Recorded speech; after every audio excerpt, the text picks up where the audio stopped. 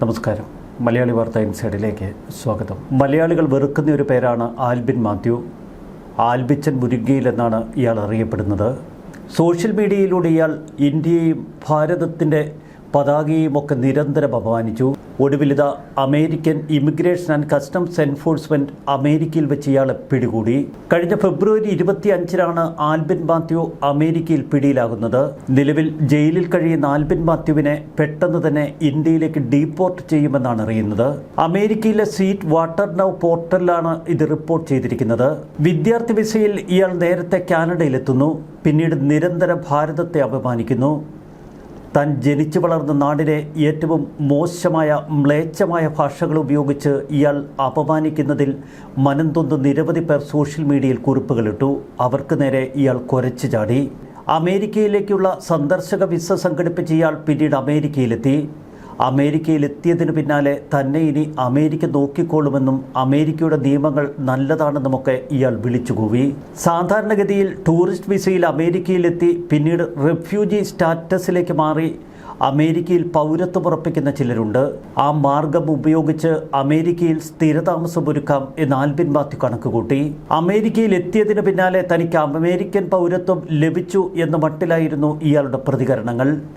ഫെബ്രുവരിയിൽ പിടിയിലായതിന് തൊട്ടു പിന്നാലെ ഇയാളുടെ സോഷ്യൽ മീഡിയ അക്കൗണ്ടുകൾ നിശ്ചലമായി. ഇന്ത്യയെയും ദേശീയ ചിഹ്നത്തെയും ഇന്ത്യയുടെ ദേശീയ പതാകയെയും ഒക്കെ ഏറ്റവും അസഭ്യമായ ഭാഷയിൽ ഇയാൾ നിരന്തരം ചീത്ത വിളിച്ചു. ഇയാൾക്കെതിരെ കേരളത്തിലെ വിവിധ പോലീസ് സ്റ്റേഷനുകളിൽ നിരവധി കേസുകളുണ്ട്. ഇന്ത്യയിലേക്ക് ഡീപ്പോർട്ട് ചെയ്യപ്പെടുന്ന ഇയാൾ ഇന്ത്യയിലെ ഏത് വിമാനത്താവളത്തിലെത്തിയാലും അപ്പോൾ തന്നെ പൊക്കാൻ തയ്യാറായി പോലീസും. അമേരിക്കയിലായിരുന്നതുകൊണ്ട് ഇയാളെ തൊടാൻ സാധിക്കാതെ നിസ്സഹായരായി നിന്ന കേരള പോലീസ് ഇനി അങ്ങിറങ്ങിത്തിരിക്കും. സ്വാതന്ത്ര്യദിനത്തിൽ ദേശീയ പതാകയിലെ അശോക ചക്രത്തിന് പകരം അശ്ലീല ഇമോജികൾ ഇയാൾ നൽകി. ദേശീയ പ്രതിജ്ഞയെ വികലമാക്കി ഇയാൾ അവതരിപ്പിച്ചു. ഇന്ത്യ എൻ്റെ രാജ്യമല്ല, ഇന്ത്യക്കാർ എൻ്റെ സഹോദരങ്ങളല്ല എന്ന് തുടങ്ങി നിരവധി പരാമർശങ്ങളോടെയായിരുന്നു ഇയാളുടെ ഫേസ്ബുക്ക് പോസ്റ്റുകൾ. പാകിസ്ഥാനെയും അമേരിക്കയും അനുകൂലിച്ച് ഇന്ത്യയെ ശപിച്ചുകൊണ്ട് നിരവധി പോസ്റ്റുകൾ. കഴിഞ്ഞ നിയമസഭാ തെരഞ്ഞെടുപ്പിൽ പാലാ, പൂഞ്ഞാർ മണ്ഡലങ്ങളിൽ ഇയാൾ മത്സരിച്ചു. എന്നാൽ നാമമാത്ര വോട്ടുകൾ മാത്രമാണ് ആൽബിൻ മാത്യുവിന് നേടാൻ കഴിഞ്ഞത്. തൃക്കാക്കര ഉപതെരഞ്ഞെടുപ്പിൽ ക്രിസ്ത്യൻ ലീഗ് എന്ന പേരിൽ സംഘടനയുണ്ടാക്കി മത്സരിക്കാനിറങ്ങി. എന്നാൽ ഇടതുപക്ഷ സ്ഥാനാർത്ഥി ജോർജ് ജോസഫിന് പിന്തുണ പ്രഖ്യാപിച്ചു മാറുന്നു. അമേരിക്കയിൽ നിന്ന് നാടുകടത്തപ്പെട്ട് ഇന്ത്യയിലെ ഏത് വിമാനത്താവളത്തിലിറങ്ങിയാലും അവിടെ ആൽബിനെ പൊക്കാൻ കേരള പോലീസ് തയ്യാറായി നിൽക്കുന്നു.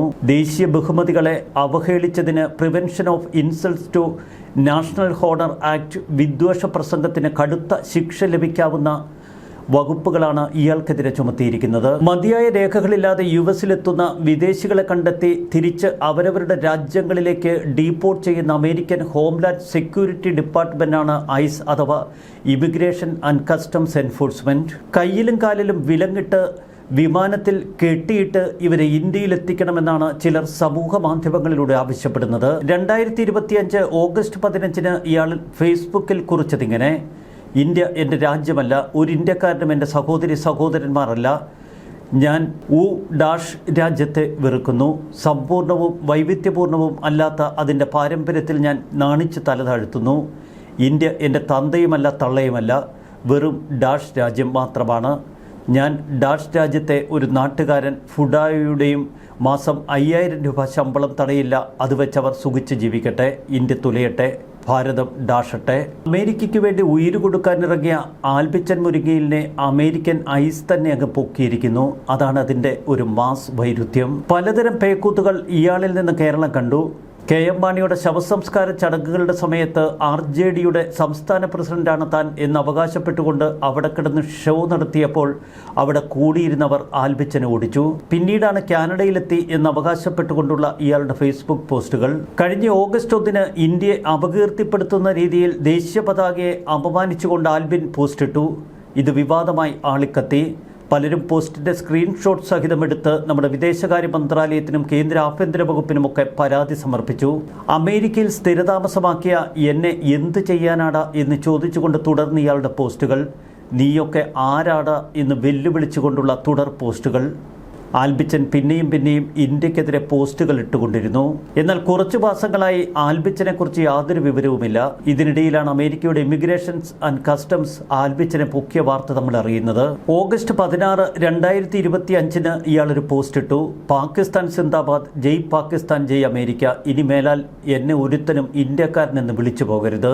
അമേരിക്കയിൽ നിന്ന് നിരവധി പേർ എനിക്ക് വോയിസ് മെസ്സേജുകൾ അയക്കുന്നു. ആൽബിച്ചൻ മുരിങ്ങയിലെ ക്രൂരകൃത്യങ്ങൾ തന്നെയാണ് അവർ കൃത്യമായി വിവരിക്കുന്നത്.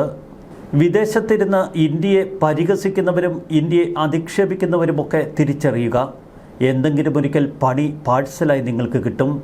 അമേരിക്ക ഇവനെ ഇങ്ങോട്ടേക്ക് ഡീപ്പോർട്ട് ചെയ്യുമ്പോൾ ഇനി ഇന്ത്യക്കാർ വേണ്ടത് ചെയ്തുകൊള്ളും.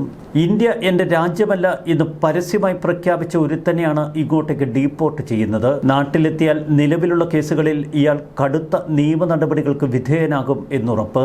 ഇന്ത്യ എൻ്റെ രാജ്യമല്ല എന്ന് പറഞ്ഞ ആൽബിച്ചനെയാണ് അമേരിക്ക ഇപ്പോൾ ഇന്ത്യയിലേക്ക് ഡീപ്പോർട്ട് ചെയ്യുന്നത്. അമേരിക്കയിലൊക്കെ എത്തിക്കഴിയുമ്പോൾ നാടിനോട് പുച്ഛം തോന്നുന്നവർ ചിലരുണ്ട്. അവർക്കൊക്കെ ഒരു പാഠമാകട്ടെ ആൽബിച്ചൻ മുരിങ്ങയിലിൻ്റെ കഥ. മുമ്പ് ഇന്ത്യ പാക് യുദ്ധവേളയിൽ പാകിസ്ഥാനിലെ സിവിലിയന്മാരെ കൂട്ടക്കുരുതി നടത്തിയ ഇന്ത്യൻ പട്ടാളത്തിന്റെ നടപടി അപലപനീയമെന്നാണ് ഇയാൾ ഫേസ്ബുക്കിൽ കുറിച്ചത്. ഇന്ത്യ നടത്തിയ ആക്രമണത്തിൽ ഏത് സിവിലിയന്മാരാണ് കൊല്ലപ്പെട്ടത് എന്ന് ആളുകൾ തിരികെ ചോദിച്ചു. ഏത് സിവിലിയൻ എവിടെ മരിച്ചു? അമേരിക്കയിൽ താമസിച്ചുകൊണ്ടായിരുന്നു അന്ന് ആൽബിച്ചൻ ഇന്ത്യക്കെതിരെ പോസ്റ്റ് ഇട്ടത്. ട്രംപ് പോലും ഇന്ത്യൻ സൈനിക നടപടികളെ പിന്തുണച്ചപ്പോഴായിരുന്നു ആൽബിച്ചന്റെ ഇത്തരം വികൃതമായ പരിഹാസങ്ങൾ. സോഷ്യൽ മീഡിയയിൽ നിരന്തരം വിദ്വേഷ ഉള്ളടക്കമുള്ള വിവാദ പോസ്റ്റുകൾ, അതിലൂടെ പബ്ലിസിറ്റി, അതായിരുന്നു ആൽബിച്ചൻ ലക്ഷ്യമിട്ടത്. കഴിഞ്ഞ നിയമസഭാ തെരഞ്ഞെടുപ്പിൽ പാലായിൽ നിന്ന് മത്സരിച്ചപ്പോൾ ഇയാൾക്ക് 121 വോട്ടുകളാണ് കിട്ടിയത്. പൂഞ്ഞാറിൽ 205 വോട്ടുകളും. വല്ലാത്തൊരിനം ജന്മമാണ് ആൽബിച്ചൻ മുരിങ്ങയുടേത്. 2025 ഒക്ടോബർ 21 ഇയാൾ അമേരിക്കയിൽ നിന്നിട്ട പോസ്റ്റിങ്ങിനെ ഊമ്പിയ രാജ്യത്ത് നിന്ന് ഒരു ഗതിയും പരഗതിയുമില്ലാതെ ഊമ്പി തെറ്റി വെറും കൈയോടെ എത്തിയ എനിക്ക് ഒരു നേരത്തെ ആഹാരം തന്ന് കിടക്കാൻ ഒരു കൂര ഒരുക്കി അന്തസ്സോടെ ജീവിക്കാൻ പഠിപ്പിച്ച അമേരിക്കയുടെ ഔദാര്യം ഒന്ന് മാത്രമാണ് ഈ ജീവിതം. എൻ്റെ രാജ്യം എന്നിൽ അർപ്പിച്ച വിശ്വാസം ജീവൻ കൊടുത്തും സംരക്ഷിക്കും.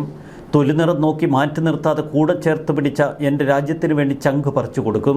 അമേരിക്കയിൽ ജീവിച്ച് അമേരിക്കയിൽ മരിച്ച് അടക്കപ്പെടാൻ കഴിയുന്നതിലും വേറെന്ത് ഭാഗ്യമാണ് ഈ ഇന്ത്യൻ ഒറിജിൻ അടിമയ്ക്ക് ലഭിക്കേണ്ടത്.